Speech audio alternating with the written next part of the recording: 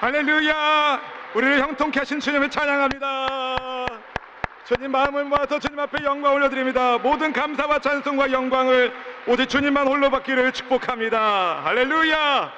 우리를 시냇가에 심은 나무처럼 많은 열매를 때를 따라 얻게 하시는 좋으신 하나님이 누구 아버지십니까? 나의 아버지십니다. 우리의 아버지가 되십니다. 우리는 하나님의 가족입니다. 가족은 서로를 알아봅니다. 몰라봐요? 알아봅니다. 우리 옆에 있는 지체에게 하나님이 당신을 사랑하십니다. 이렇게 축복하면 좋겠습니다. 오늘 2019년 1월 13일 주일에 우리 하나님 앞에 감사의 예배를 드리고 또 주님을 높여 경배하는 우리 모두에게 하나님이 주시는 특별한 은혜가 있기를 바랍니다. 지난 한 주간도 예수님 안에서 행복하셨습니까? 평안하셨습니까? 네, 예수님은 우리에게 평안을 주는 분이십니다. 믿으시면 아멘. 믿음대로 될 줄로 믿습니다. 그렇지만 여러분, 예수님 믿는 성도라 하더라도 인생의 쓴맛을 볼 때가 있습니다. 그러나 어떤 순간에도 여러분 주님 주시는 평안을 잃어버리지 않기를 축복합니다. 왜냐하면 우리 예수님은 평안을 주는 분이십니다. 우리 요한복음 14장 27절 말씀 함께 같이 읽어보실까요? 평안을 너희에게 끼치노니 곧 나의 평안을 너희에게 주노라. 내가 너희에게 주는 것은 세상이 주는 것과 같지 아니하니라. 너희는 마음에 근심하지도 말고 두려워하지도 말라. 아멘. 여러분, 예수님께서 평안을 주시면서 제자들의 상황을 아셨어요. 마음에 근심이 있고 두려움이 있다는 것을. 여러분, 하나님은 우리 마음에 무엇이 있는지 아십니다. 우리 안에 갈등이 있고 아픔이 있고 두려움이 있고 걱정이 있는 것을 주님이 아십니다. 모든 것을 아시는 주님께서 말씀하십니다. 내가 평안을 주노라. 내가 평안을 주노라. 동시에 주님 말씀하십니다. 마음에 근심하지도 말고 두려워하지도 말라. 왜 여러분 예수님께서 마음에 두려워하지도 말고 근심하지 말라고 말씀하셨을까요?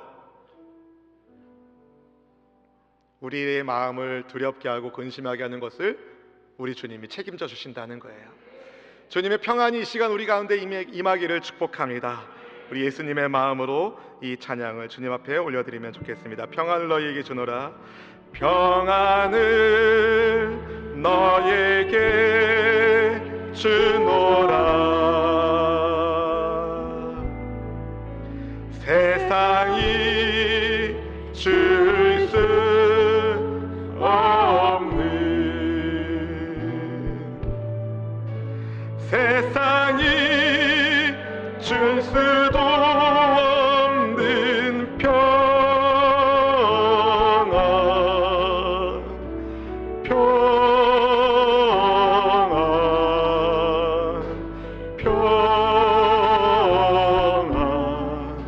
평안을 내게 주노라. 우리 주님의 마음으로 이 찬양을 부릅니다. 평안을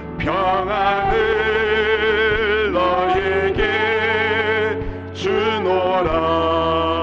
세상이 줄 수 없는, 세상이 줄 수 없는, 세상이 알 수도 없는 평안, 세상이 알 수도 없는 평안,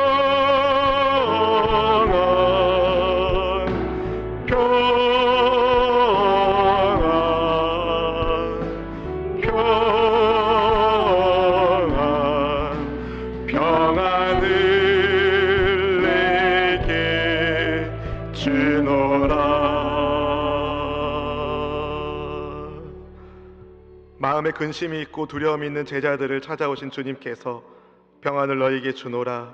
마음에 근심하지도 말고 두려워하지도 말라. 주님 말씀하신 그 말씀을 이 시간 붙잡습니다. 하나님, 한 주간의 삶을 보내면서 감사한 일이 많았지만 또 눈물 짓는 날도 있었습니다. 육신의 연약함으로 인하여 병든 몸 때문에, 환경의 여러 가지 어려움 때문에, 관계의 상처로 인하여 주님 아파할 때가 있었습니다. 그러나 주님, 마음의 근심을, 마음의 두려움을 가져다주는 모든 문제거리들이 예수님 만나면 다 해결되는 줄로 믿습니다. 평안을 주시는 예수님, 이 시간 우리 가운데 자정하여 주셔서 우리 가운데 영광의 은혜를 비추어 주시옵소서. 이 시간 성령 하나님을 마음을 다하여 환영합니다. 인정합니다. 모셔드립니다. 캄캄한 어둠 속에서도 생명의 빛 되신 예수님으로 인하여 우리 인생길이 열려지게 하여 주시고, 어느 한 분이 닫히면 주님이 열어주신 다른 문을 향하여 그분이 바로 축복의 문인 줄 알고 달려갈 수 있도록 하나님 우리와 함께하여 주시옵소서. 이 시간 부족한 종이, 무익한 종이 하나님의 말씀을 들고 이곳에 섰사오니 말씀의 살아계심이 온전히 증거되게 하여 주시고, 말씀을 전하는 저와 받으시는 성도님이 다 같이 하나님 한 분만으로 인하여 만족하는 은혜를 공급하여 주시옵소서. 이 시대에 우리의 삶의 근원 되시는 우리 주님을 찬양하며 우리 가운데 영원한 복락을 더하여 주시는 그리스도 우리 구주 예수님 이름으로 간절히 기도하옵나이다. 아멘. 할렐루야. 우리 하나님 좋으신 분이십니다. 하나님은 진실로 선하시고 인자하신 분이십니다. 그분은 주의 백성을 향한 인자와 사랑을 거두는 분이 아니십니다. 과거에 우리를 사랑으로 대해주셨던 주님은 지금도 우리를 사랑으로 인도하여 계시고, 앞으로도 우리를 좋은 길로, 선한 길로 인도하여 주시는 참 좋은 선한 목자 되십니다. 하나님은 백성에게 은혜를 베푸시는 분이십니다. 그래서 솔로몬 왕은 역대하 6장 14절에서 하나님께 이런 기도를 드릴 수 있었습니다. 우리 함께 같이 읽어보실까요? 이르되 이스라엘의 하나님 야훼여, 전지에 주와 같은 신이 없나이다. 주께서는 온 마음으로 주의 앞에서 행하는 주의 종들에게 언약을 지키시고 은혜를 베푸시나이다. 아멘. 사랑하는 성도 여러분, 천지에 주와 같은 신이 없습니다. 주님의 종들에게 언약을 지키시고 은혜를 베푸시는 하나님께서 주님의 종된, 주님의 백성된, 주님의 자녀된 저와 여러분에게 은혜를 베푸셨고 베푸시고 계십니다. 그래서 우리가 오늘 은혜 보좌 앞에 나아가 하나님을 예배할 수 있는 것 아니겠습니까? 사실 우리가 살고 있는 세상은 슬픔 많은 세상입니다. 고통 있는 세상입니다. 완벽한 세상이 아니기 때문에 그렇습니다. 하나님이 지으신 세상은 완전했지만 죄로 인하여 손상된 세상은 아픔으로 신음하고 있습니다. 이 땅에서 살고 있는 우리도, 하나님을 믿는 우리도 그래도 전혀 예상하지 못한 어려운 일을 만나곤 합니다. 슬픔과 아픔의 눈물을 흘리곤 합니다. 그럼에도 불구하고 저는 확신합니다. 하나님 날개 아래 피하는 백성들을 우리 주께서 보호하여 주시리라. 여러분, 하나님 날개 아래 피하시길 축복합니다. 다윗이 자기의 목숨을 노리고 있는 사울 왕을 피하여 굴에 숨어 있을 때에 그가 이런 시를 지어 하나님 앞에 간구했습니다. 주님의 은혜를 구했습니다. 시편 57편 1절 말씀 같이 읽어보실까요? 하나님이여 내게 은혜를 베푸소서, 내게 은혜를 베푸소서. 내 영혼이 주께로 피하되 주의 날개 그늘 아래서 이 재앙들이 지나가기까지 피하리이다. 아멘. 여러분, 하나님께서 다윗의 기도를 들어주셨습니다. 다윗은 주님의 날개 그늘 아래서 보호받을 수 있었습니다. 다윗을 보호하신 하나님이 여러분도 보호하여 주십니다. 주님께 구하십시오. 하나님, 제게 은혜를 베풀어 주십시오. 제 영혼이 주님께 피합니다. 주님의 날개 그늘 아래서 주님 저를 보호하여 주십시오. 그 기도에 주님이 반드시 응답하여 주실 줄로 믿습니다. 오늘 본문에 등장하는 모압 여인 룻도 여러분 이방 사람이었지만 하나님의 날개 아래 보호하심을 받았습니다. 어떻게 그녀가 하나님의 날개 아래서 보호하심을 받을 수 있었는지 오늘 말씀을 통한 은혜를 함께 나누도록 하겠습니다. 룻기서는 짧습니다. 저는 짧은 말씀이 좋더라고요.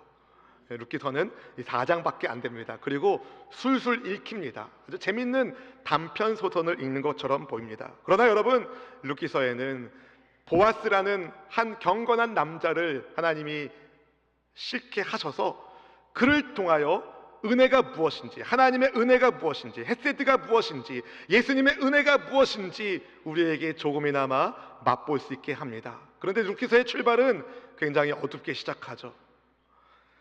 흉년과 죽음으로 룻기서가 시작합니다. 나오미의 남편 엘리멜렉이 죽고 그녀의 아들 말론과 기럨 다 죽었습니다. 죽음으로 시작된 룻기서의 마무리가 그런데 생명으로 끝납니다. 낳고 아멘. 우리 룻기 4장 21절 22절 말씀 같이 한번 읽어보실까요? 살몬은 보아스를 낳았고 보아스는 오벳을 낳았고 오벳은 이새를 낳고 이새는 다윗을 낳았더라. 아멘. 여러분, 죽음으로 시작한 룻기서가 생명으로 끝나는 것에서 우리는 기막힌 반전이 이 말씀 안에 있다는 것을 알게 됩니다. 여러분, 무엇이 반전을 일으킵니까? 하나님의 은혜. 하나님의 헤세드의 은혜가 기막힌 반전을 일으켜 주셨습니다. 여러분의 인생 가운데도 그 은혜가 있음을 믿으시고, 여러분 주님께로부터 오는 은혜로 인하여 세상에서 힘내는 여러분 모두가 되기를 주님의 이름으로 축원합니다. 먼저 본문의 시대적 배경을 함께 살펴볼 필요가 있습니다. 룻기 1장 1절 말씀을 다 함께 같이 읽어보시겠습니다. 사사들이 치리하던 때에 그 땅에 흉년이 드니라.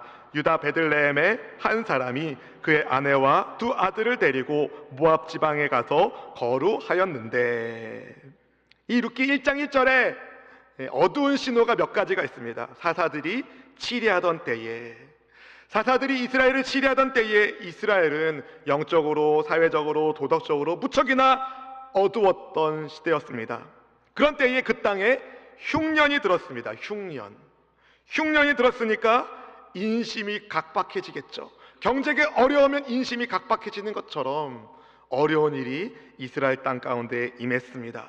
그때 베들레헴에 사는 한 사람이 가족을 데리고 다른 나라로 이사할 생각을 먹습니다. 유다 베들레헴에 사는 엘리멜렉이 다른 나라 모압이라는 나라에 이사를 하려고 합니다. 여보, 흉년이 들어서 더 이상 여기서 살기 어렵소. 우리 가지고 있는 거 다 정리해서 모압에 가서 새롭게 출발합시다. 거기 가면 뭔가 새롭게 출발할 길이 열릴 것 같소. 그러고 여러분, 엘리멜렉 가족이 모압으로 이민을 떠납니다. 근데 여러분, 살려고 떠난 모압에서 살려고 모압으로 이사 갔는데 그만 거기서 엘리멜렉이 세상을 떠납니다. 아내와 두 아들만 남기고 남편이 갑작스럽게 세상을 떠난 겁니다. 나오미의 억장이 막 무너졌겠죠. 그래도 핏덩이 같은 두 아들이 있으니까 그 아들 데리고 마음 단단히 잡고 열심히 살았을 겁니다. 두 아들 때문에 열심히 억척같이 살았을 겁니다. 그래서 두 아들들의 결혼도 합니다. 거의 결혼도 시켰어요. 모압 며느리 둘을 보았습니다. 그런데 모압에 정착한 지 10년쯤 되었는데 이번에는 그만 사랑하는 두 아들들이 세상을 떠나는 겁니다. 하늘이 무너지는 것 같습니다. 크게 상처를 받은 거죠. 더 이상 의지할 데가 없었습니다. 인생의 희망이 요만큼도 보이지 않았습니다. 남편을 잃은 상배 여성이라는 어려움과 또 낯선 민족과 종교 가운데 사는 외국인이라는 이중고를 나오미가 겪다가 소문을 들었어요. 고향 소식을 들었어요. 베들레헴에 먹을 것이 있다는, 하나님께서 이스라엘 백성들을 돌보아 주셔서 그 땅의 흉년이 다 그치고 이제 먹을 것이 있다는 소식을 듣게 되었습니다. 더 이상 모압에 있을 이유가 없는 나오미가 두 며느리를 친정에 보내고 베들레헴에 돌아가려고 합니다. 룻기 1장 7절에 보면 처음에는 다 같이 유다 땅으로 돌아가려고 했던 것 같습니다. 그런데 아무리 봐도 젊은 며느리들 아까운 거예요. 모압 여인들이니까 또 이스라엘 땅에 가서 살기 힘들 거라는 생각이 들었습니다. 젊은 두 며느리가 자기처럼 외롭게 살지 않기를 바라는 마음이 나오미에게 들었던 것 같습니다. 그래서 며느리들에게 친정으로 돌아가라고, 그동안 나와 우리 아들들과 잘해줘서, 우리 잘 대해줘서 너무 고맙다고, 하나님께서 너희들의 인생 가운데 좋은 것을 베풀어 주길 원한다면서 좋은 새 남편 만나서 행복한 가정 이루어 새롭게 출발하라고 그렇게 나오미가 두 며느리에게 말했습니다. 오르바와 룻이 울면서 가지 않겠다고, 어머니 안 돼요, 우리 같이 가요, 어머니와 함께 할게요, 그렇게 울었어요. 그러니까 나오미가 강하게 말리는 겁니다. 그러자 오르바라는 며느리는 친정으로 돌아갑니다. 하지만 룻은 끝까지 어머니와 함께 하겠다고, 끝까지 어머니와 하겠다고 간청을 합니다. 어머니의 백성이 나의 백성이고 어머니의 하나님이 나의 하나님이시라면서 절대로 어머님을 떠나지 않겠다고 말합니다. 룻기 1장 16절 말씀 같이 한번 읽어보실까요? 룻이 이르되 내게 어머니를 떠나며 어머니를 따르지 말고 돌아가라 강권하지 마옵소서. 어머니께서 가시는 곳에 나도 가고 어머니께서 머무시는 곳에서 나도 머물겠나이다. 어머니의 백성이 나의 백성이 되고 어머니의 하나님이 나의 하나님이 되시리니. 아멘. 룻은 야훼 하나님을 믿는 신앙의 결단과 더불어 홀로 된 어머니를 끝까지 섬기겠다고 합니다. 룻의 결심이 너무 확고했기 때문에 나오미가 룻과 함께 고향 베들레헴에 갔습니다. 늙고 초라한 모습의 나오미를 본 사람들이 깜짝 놀랍니다. 어머! 나오미야? 몰라서 물었겠습니까? 너무 나오미가 불쌍하게 온 거예요.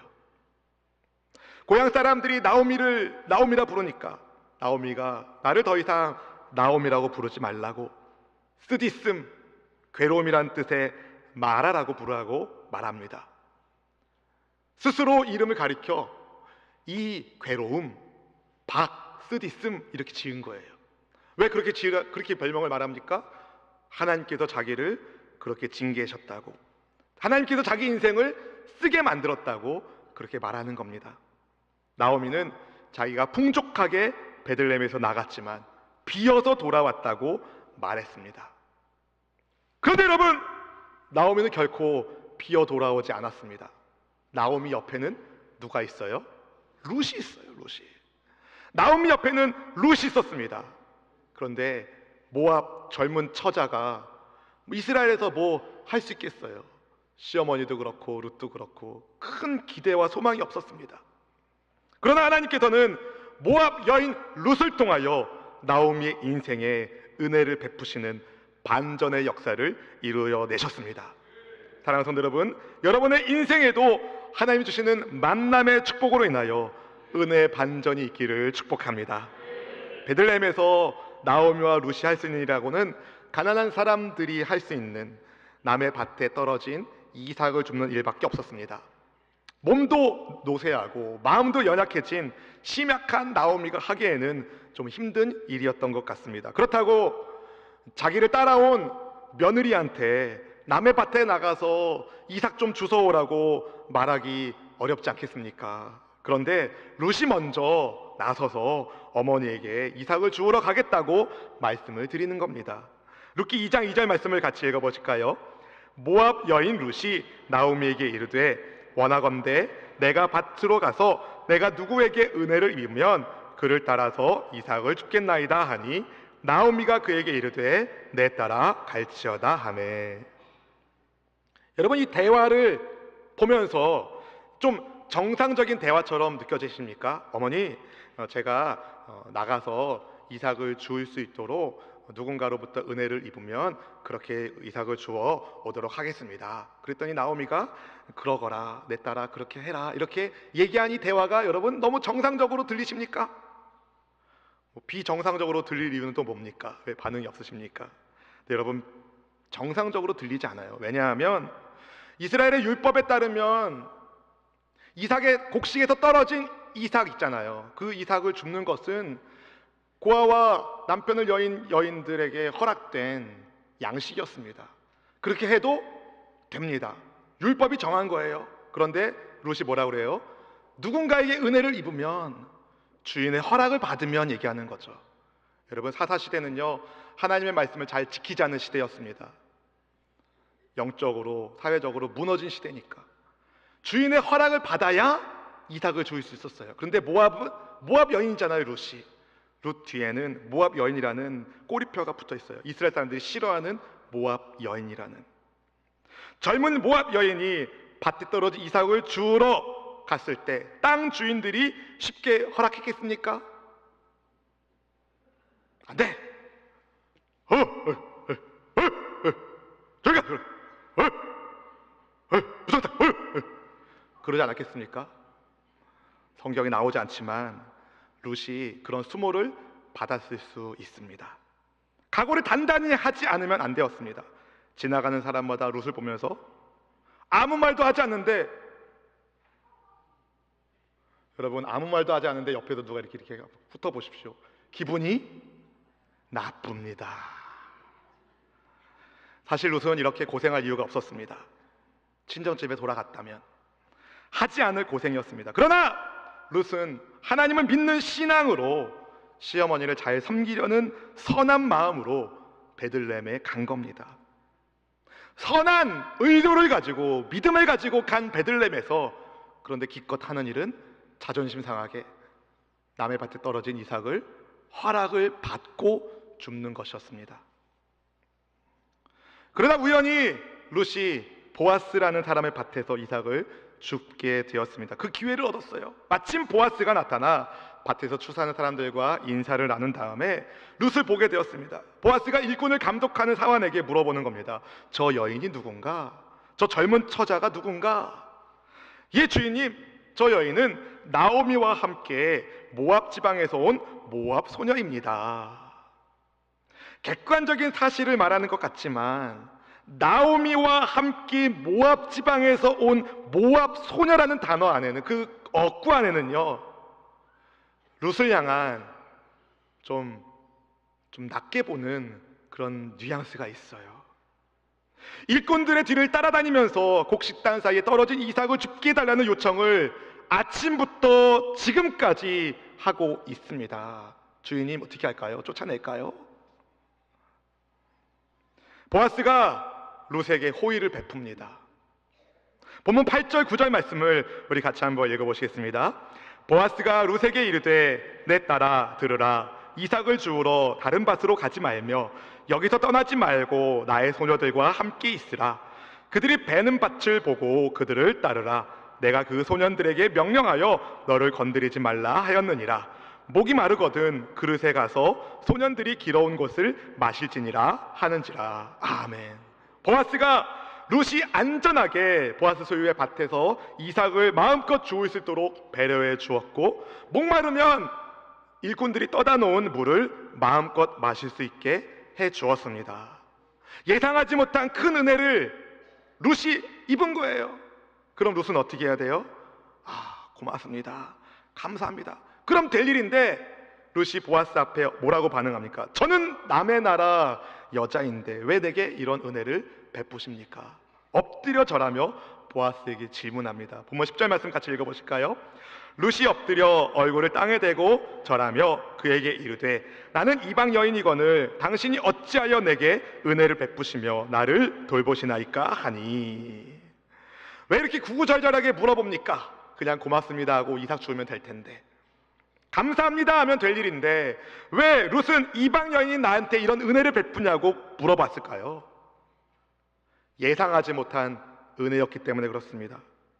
보아스가 그녀를 대하는 태도가 그동안 유대인들이 자기를 대하는 태도와 너무 달랐던 거죠. 기대하지 못한 대우, 배려. 그러니까 처음에 의심이 드는 거예요. 혹시 다른 의도가 있는 거 아닌가? 별의별 생각이 다 드는 거죠. 그녀의 질문에, 왜 내게 이런 은혜를 베푸냐는 룻의 질문에 보아스가 이렇게 대답합니다. 본문 11절 12절 말씀 같이 한번 읽어보겠습니다. 보아스가 그에게 대답하여 이르되 네 남편이 죽은 후에 네가 시어머니에게 행한 모든 것과 네 부모와 고국을 떠나 전에 알지 못하던 백성에게로 온 일이 내게 분명히 알려졌느니라. 야훼께서 네가 행한 일에 보답하시기를 원하며 이스라엘의 하나님 야훼께서 그의 날개 아래 보호를 받으러 온 네게 온전한 상 주시기를 원하노라 하는지라. 아멘. 보아스가 룻에 대하여 두 가지 사실을 알고 있었습니다. 첫째는 시어머니 나오미에 대한 룻의 헌신을 알고 있었어요. 자기 남편이 죽은 이후에도 룻이 시어머니를 극진히 잘 섬긴 것을 알았습니다. 둘째는 룻이 하나님을 믿는 신앙으로 하나님의 백성이 되겠다는 신앙의 결단을 내리고 베들레헴에 왔다는 것을 보아스가 알았습니다. 여러분, 보아스는 살몬의 아들입니다. 살몬은 여리고성 기생 라합과 가정을 이룬 사람입니다. 다시 말해 보아스는 기생 라합의 아들이에요. 누구보다도 룻의 마음을 잘 이해할 수 있습니다. 보아스가 경제적으로도 풍요롭고 지역 유지이고 경건한 유대 남자인데 장가를 못 갔어요. 결혼을 못했어요. 왜 못 갔을까요? 못생겨서? 능력이 없어서? 가진 게 없어서? 그런 거 아니에요. 어쩌면 보아스가 가지고 있는 가정 배경이 유일한 약점일 수 있었습니다. 누구보다도 룻의 마음을 이해할 수 있는 사람이 보아스라는 남자였던 거예요. 하나님이 만나게 하신 거죠. 누구보다도 룻의 형편과 처지를 잘 이해할 수 있었던 보아스가 그래서 룻에게 더 잘해주려고 합니다. 하나님을 믿는 믿음으로 하나님을 믿는 믿음으로, 하나님을 믿는 믿음으로, 자기 어머니가 그렇게 한 것처럼 룻도 하나님을 믿는 믿음으로 하나님의 백성이 되기 위한 믿음을 가지고 믿음의 헌신을 한 것을 보아스가 알아본 겁니다.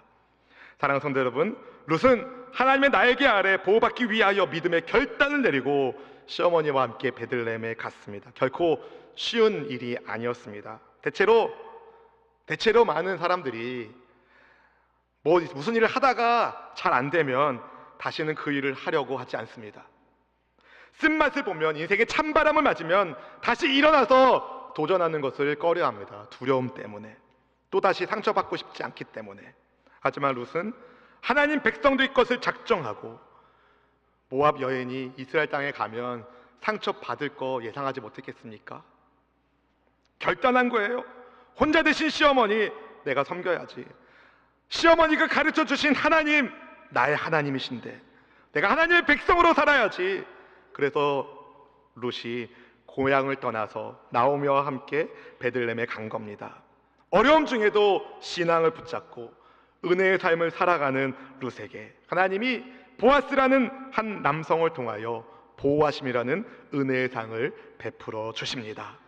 보아스는 하나님의 날개 아래 보호받으러 온 룻에게 하나님께서 온전한 상을 주시길 바란다고 축복합니다. 룻은 자신을 이방 여인으로 생각했지만 보아스는 룻을 이방 여인으로 생각하지 않았어요. 하나님의 날개 아래 보호받으러 온 하나님의 백성으로 생각했습니다. 보아스의 축복과 격려를 들은 룻이 크게 위로를 받게 됩니다. 본문 13절 말씀 같이 한번 읽어보실까요? 룻이 이르되 내 주여, 내가 당신께 은혜 입기를 원하나이다. 나는 당신의 하녀 중에 하나와도 같지 못하오나 당신이 이 하녀를 위로하시고 마음을 기쁘게 하는 말씀을 하셨나이다 하니라. 아멘. 보아스의 배려와 하나님의 날개 아래 피하러 온 너에게 하나님이 보호하시길 원한다는 그 축복의 말을 들은, 격려의 말을 들은 룻의 마음이 얼마나 따뜻해졌을까요? 사실 그날 아침에 이삭을 주우러 나갈 때까지만 해도 아마 룻은 막막했을 겁니다. 오늘은 좋은 주인 만나서 이삭을 좀 주울 수 있을까? 언제까지 이렇게 살아야 되나? 내게 미래는 있는 것인가? 하나님 믿는 신앙으로 여기 왔는데 제 형편 좀 돌봐주세요. 룻의 그 속마음을 하나님이 보셨어요. 그래서 그런 룻을 우연 같지만 결코 우연이 아닌 보아스의 밭으로 인도하셨고, 하나님의 타이밍에, 정확하신 타이밍에 따라 마침 밭에 나온 보아스를 룻이 만나고 룻에 대하여 보아스가 알게 되고 룻이 은혜를 입게 되고 이삭을 풍성하게 줍게 되고 식사도 배부르게 먹고 또 남은 음식도 챙겨서 시어머니 나오미에게 가져다 줄 수 있게 합니다. 어쩌다 한 번 도와준 은혜가 아닙니다. 룻기 2장 21절 말씀은 이렇게 말합니다. 읽어보실까요? 모압 여인 룻이 이르되 그가 내게 또 이르기를 내 추수를 다 마치기까지 너는 내 소년들에게 가까이 있으라 하더이다 하니. 아멘. 추수가 끝날 때까지 보아스의 일꾼들과 함께하면서 이삭을 주울 수 있도록 배려받았습니다. 보아스가 일꾼들에게 명령 내렸어요. 야, 몰래 이삭 좀 많이 땅에 떨어뜨려놔. 룻이 좀 많이 걷어갈 수 있게. 언제까지 이걸 해줬다고요? 추수가 끝날 때까지. 여러분, 하나님께서 룻의 헌신을 통하여 보아스의 마음에 감동이 있겠어요. 감동된 보아스를 통하여 하나님은 룻과 나오미에게 은혜를 베풀게 하셨습니다. 하나님의 날개 아래 보호받으러 온 이 가련한 이방 여인을 하나님이 하나님의 백성으로 받아주시고 인정해 주시고 돌보아 주시고 지켜 주신 것입니다. 어떻게 룻이 하나님의 날개 아래 보호받을 수 있었습니까? 가만히 있었습니까? 아닙니다. 룻은 하나님을 믿는 믿음으로 은혜를 베풀었습니다. 한번 따라해 보실까요? 하나님을 믿는 믿음으로 은혜를 베풀자. 여러분, 나오미의 또 다른 며느리 오르바라는 여인이 있습니다. 오르바가 나오미를 떠날 때 룻도 떠날 수 있었어요. 혼자 떠나면 좀 그러니까 같이 떠나면 좀 부담도 덜하고, 또 어머니가 극구 돌아가라고 하니까 못 이기는 척하고 돌아갈 수도 있었습니다. 그런데 룻은 그렇게 하지 않았다는 거예요. 모압을 떠나, 고향을 떠나 낯선 나라에 가는 것은, 홀로 된 몸으로 또 홀로 된 어머니를 모시고 가는 것은 누군가의 눈으로 보면 굉장히 어리석은 결정입니다. 여러분, 사회 보장 제도가 지금에야 좀 많이 잘 돼 있는 것 같지만, 여러분, 이 시대의 사회 보장 제도가 나그네들을 위해서, 같은 나라 나그네들을 위해서는 있었지만, 이웃 나라, 어떻게 보면 적대국이라고 말할 수 있는 이방 나라를 향해서는 그런 문이 열려 있을 리가 없습니다. 룻은 살려면 모압이 있었어야 됐어요, 상식적으로 생각했다면. 그러나 룻은 상식적으로 생각한 것이 아니라 하나님 중심으로 생각했습니다. 룻이 무슨 복락을 누리겠다고 남편 없는 여인이, 또 남편 없는 시어머니를 모시기 위하여 고향을 떠납니까? 그런데 룻은 한 가지 붙들고 있는 거예요. 시어머니와 함께 지내면서 알게 된 하나님을 믿는 믿음을 그녀가 소중히 여겼기 때문에 어머니와 함께 베들레헴에 간 겁니다. 하나님을 믿는 신앙으로 은혜를 베푸는, 시어머니에게 은혜를 베푸는, 먼저 나서서 이삭 줍기를 자처하는 그녀의 신앙과 삶을 하나님이 인정해 주셨습니다. 지금 당장 현실의 삶이 비참할지라도 하나님을 의지하며 시어머니와 함께하며, 고통 중에 있는 시어머니와 함께하며 시어머니를 섬기는, 그렇게 믿음으로 은혜를 베푸는 룻을 하나님께서 인정하여 주시고 은혜를 보아스를 통하여 베풀어 주십니다. 룻을 알아본 싱글 형제들이여, 영적인 영안이 떠지길 축복합니다. 룻을 알아본 보아스가, 그녀가 모압 여인임에도 불구하고 은혜를 베풉니다. 하나님을 믿는 믿음으로 은혜를 베풉니다. 그렇게 두 사람이 만났어요. 이스라엘 남자와 모압 여자가, 좀 나이 많은 남자와 좀 젊은 여자가, 사별한 여인과 총각 남자가 결혼을 합니다. 딴딴따단 딴딴따단. 누가 중매서 줬어요? 하나님께서. 여러분, 그 가정을 통하여 하나님이 생명의 은혜를 베풀어 주십니다. 그 믿음의 가정을 통하여 다윗이 태어나고 또 구주 예수님이 태어나셨습니다. 사랑하는 성도 여러분, 저는 이 말씀을 준비하면서 마치 룻이 저고 보아스가 우리 구주 예수님처럼 느껴졌습니다. 사실 세상에 의지할 것 하나 없는 불쌍한 죄인이